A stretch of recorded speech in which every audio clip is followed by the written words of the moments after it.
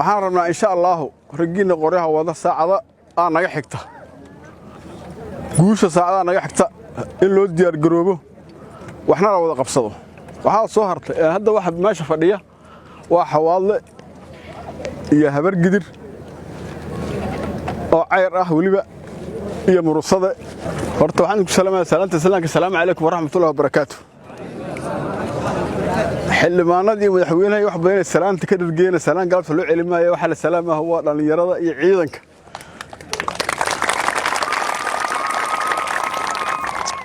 waxa kale la salaamo odayaasha dhaqanka iyo gabdhaha hadii alla yiraahdo galabta waxaan isugu nimiday waa wax waajib ah oo waajib nagu wada ah inaan iska wada celino cadawga ragga hore u soo bilaabo hawsha meel fiican ay soo gaarsiiyeen mahad ka gaarto ragga yimiday iyo ragga soo socdana waxa laga rabaa meesha ay galabta joogto inay ka sii wadaan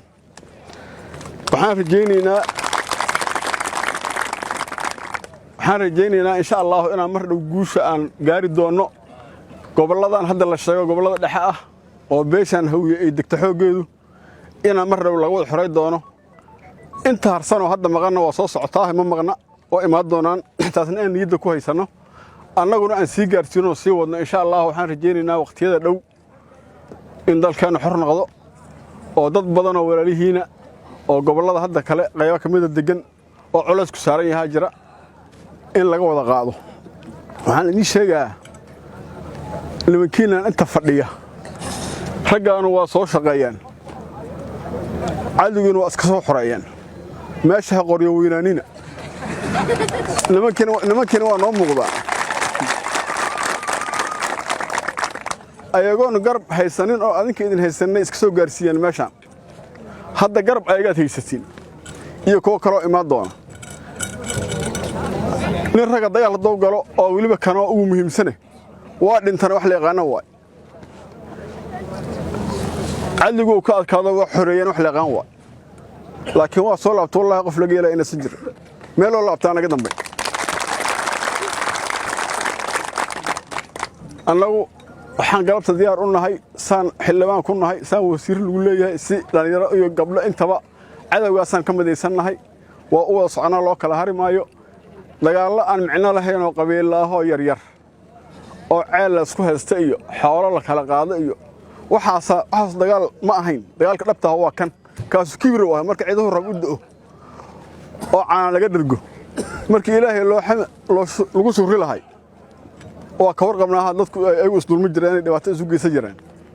waxa weyn ma ahayn oo lagu mana kala tigano dadka deegaanna waa ka dhaxeeya dhalashana waa ka dhaxaysa waa la wada dhaqnay waana la isdilay dhib ma lahayn kuwa laakiin dhaqanna nagama dhaxeeyo deegaan nagama dhaxeeyo meel ay kiimiyeen cidnama taqaano waa dad dalkeen in lagu canshuuraan wax walba oo xumaan ay sameey karaan ay sameeyaan raba wax badanna waqti badanna waa nagu soo qaadatay laakiin tawfiiqda ilaahay hadda uu waafajiyay nimankii soo bilaawna ku maadsan yihiin annaguna waa isdaba dhigi doonaa haddii alla idmo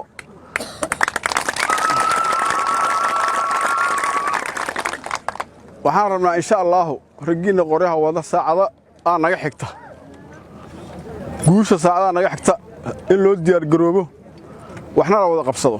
waxa soo hartay hadda waxa meesha fadhiya waa xawaadle iyo habar gidir oo cayr ah waliba iyo murusada saddexduba degaan kaani dariska yihiino halkaanay wada degaan meeshan aan joogno iyo agaarkeedan waxa isu keenay waa walaalnimada iyo deegaanka iyo cadawga soo qolo oo hadda dhaafana aysan jirin oo leeyahay adinka waa ii fiicantiin ii jooga oo wada ogna cid oo dib u geysan ma jiro beeraha kale oo deegaanada lagu xiga deegaanna ayaguna sidoo kale ay hawsha u jiraan ama bari naga ahaato ama waqooyi ha ahaato waa ka wada socdaa dagaalku meel laga jeefaaho ma jirto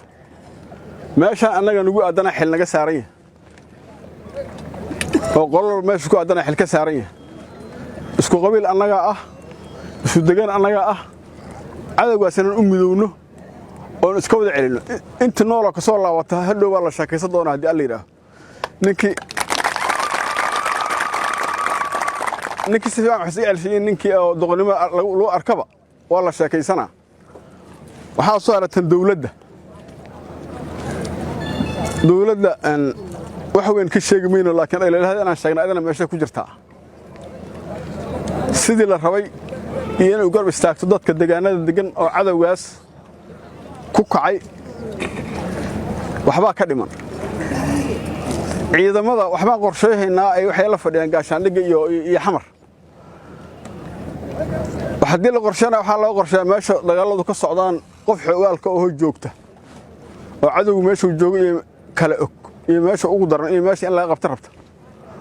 waxa la dawladdu ha timaado saraakiisha ciidamada iyo kuwa ugu sareeya difaaca ha yimaadaan waxa gacan siiyaan dadka shacabka oo macwisleyda ah oo deegaanka degan oo cadawga in iska celisan raba adana intaasan leeyahay waxaan noo ballana guul إننا قدر صوفيرين الله أكبر الله أكبر السلام عليكم